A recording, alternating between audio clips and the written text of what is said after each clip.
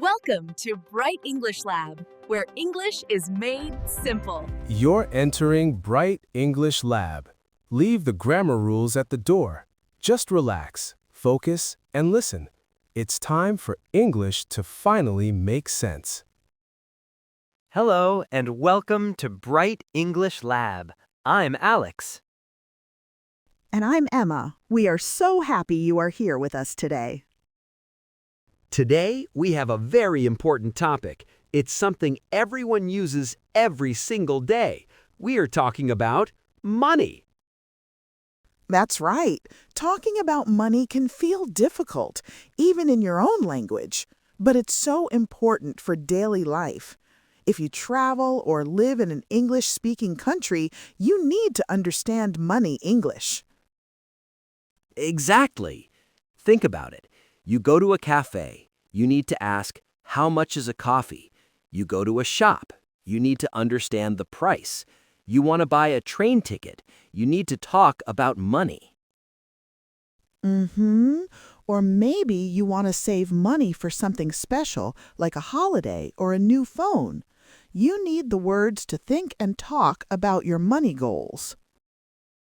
So, this episode is all about making you feel confident with everyday money English. We will keep it simple, practical, and easy to understand. Yes! Our goal is that after this lesson, you can go into a shop, talk about prices, and understand how to manage your money in English. Ready to start, Alex? I'm ready. Let's begin with the most common words. Okay, so first, let's talk about two very important verbs, to spend and to save. Emma, what does it mean to spend money? To spend money means to use your money to buy something. For example, I spend money on food every week. I spend money on my bus ticket. It's the money that goes out. Right. So if you buy a new jacket, you spend money. What about the opposite, to save money? To save money is to keep it, not use it. You put it away for the future. For example, I save $10 every week for my holiday. You don't spend it, you save it. That's a great explanation. So you spend on things you need now and you save for things you want later. Now, let's talk about shopping. When you look at an item in a store, you want to know its price.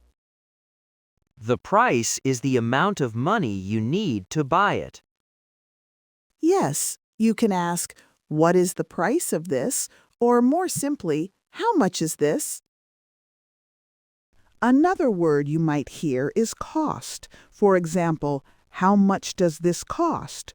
Price and cost are very similar here.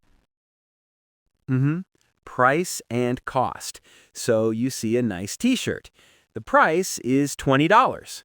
It costs $20. Exactly. Now, let's talk about describing the price. Two very useful words are cheap and expensive.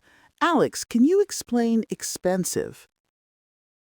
Of course, if something is expensive, it costs a lot of money. A new car can be very expensive. A big house is expensive. It means the price is high. And the opposite of expensive is cheap. If something is cheap, it does not cost a lot of money. The price is low. For example, you can often find cheap t-shirts at a market. Right. So a $500 phone is expensive. A $1 pen is cheap. It's about a high price or a low price. But what do we say when the price is not high and not low? It's in the middle. Good question. We say it's a fair price. A fair price means the price is okay, not cheap and not expensive. For example, $80 for a pair of running shoes can be a fair price. Interesting. So let's recap. We have spend, save, price, cost, cheap, expensive, and fair. One more really important word is budget. B-U-D-G-E-T. A budget is a plan for your money. A plan for your money. That sounds smart. How does a budget work? It's simple. You look at how much money you have, and you plan how you will spend it and how much you will save. For example, my budget for food this month is $300. This means I plan to spend no more than $300 on food. Ah, okay. So a budget helps you control your spending. Exactly. It's a very useful tool. Before we continue, let me tell you something quickly. If you want to keep improving your English, hear new lessons like this every week, and feel more confident when you speak, make sure to subscribe to Bright English Lab so you don't miss future episodes. And if this lesson is helpful for you right now, giving it a thumbs up tells YouTube that this kind of clear, practical English content is useful, and it helps other learners find it too. All right, let's continue. Okay, Alex, that leads us to a really interesting idea: needs versus wants. This is key to making a good budget.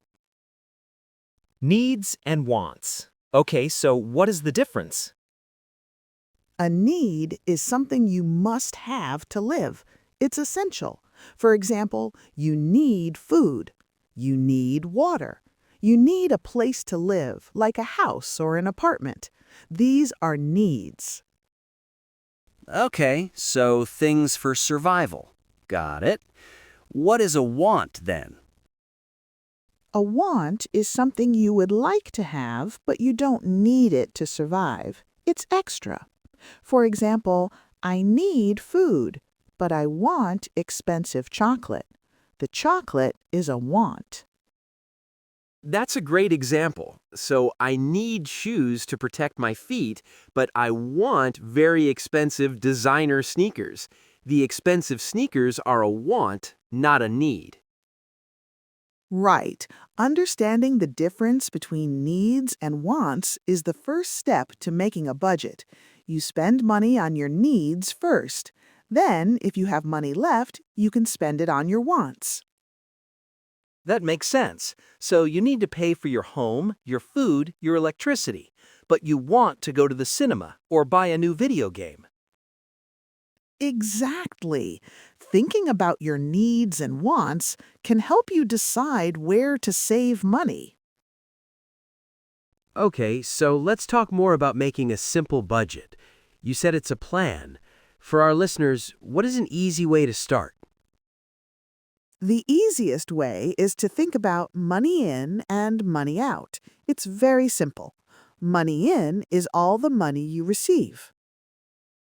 Like your salary from your job? Exactly. Your salary is your money in. Or maybe you get money as a gift. That is also money in. It's your income. Okay, money in, that's clear. So money out must be the money you spend. Yes, money out is all of your expenses. Everything you spend money on. Your rent, your food, your phone bill, your coffee, your clothes. It's all money out. So to make a budget, you write down all your money in for a month, and then you write down all your money out. That's the first step. For 1 week, try to write down everything you spend money on. Every coffee, every snack, every ticket. You might be surprised where your money goes. That's a good idea. Sometimes the small things, the wants, add up to a lot of money, like buying a coffee every day. Mm-hmm. 1 coffee is cheap, but 1 coffee every day for a month, that can be expensive. Once you see where your money goes, you can decide where you want to spend less. And that is how you save money, by reducing your money out.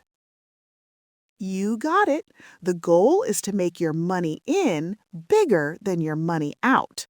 The extra money is what you can save. Let's give our listeners some practical, small actions they can take to save money. We talked about coffee. Making coffee at home is much cheaper than buying it at a cafe every day. That's a classic one, and it works. Another idea is with food. Eating out at restaurants can be expensive. Cooking your own meals at home is a great way to save money. Totally. And when you go shopping for groceries, make a list before you go and only buy what is on the list. This helps you avoid buying wants that you don't really need. Oh, that's a very smart tip. I do that. It stops me from buying extra snacks. Another thing is to look for discounts or sales. Sometimes if you wait, the price of something you want will go down. Discounts and sales. Interesting. So what's the difference between a discount and a sale? They are very similar. A discount is when the price is lower than usual. A sale is when a store offers many discounts for a short time. For example, a store can have a summer sale with many discounts. Ah, I see. So a discount is the lower price, and a sale is the time when many items are cheaper. Right, and saving money is not just about shopping. There are other simple ways too. Good point. Think about transport. Can you walk or ride a bike instead of taking a taxi or the bus? It's not always possible, but sometimes it is. It's free exercise and it saves money. These are great, simple ideas. They show that you don't need to make big changes to save money. Small actions every day can make a big difference over time. Okay, so let's say our listeners start saving money. It's helpful to have a goal, right? Something to save for. Yes, a saving goal is so motivating. It helps you stay focused. A goal can be big or small. For example, a small goal could be, I want to save $20 this month to go to the cinema. Right. And a bigger goal could be, I want to save $500 in 6 months for a new laptop. Having a clear goal and a date makes it easier to say no to small wants. That's so true. When I think about buying an expensive coffee, I can ask myself, do I want this coffee more than I want my new laptop? It helps you make good choices. That's a powerful question. It connects your daily spending to your future goals. We've covered a lot of ground today, and we hope it's been helpful. We want to know what you think. Do you have any questions about today's topic, or is there a specific struggle you'd like us to cover next? Drop a comment below. We love reading your feedback to make these lessons better for you. Definitely. So let's do a quick final review of the key words from today. Are you ready, Emma?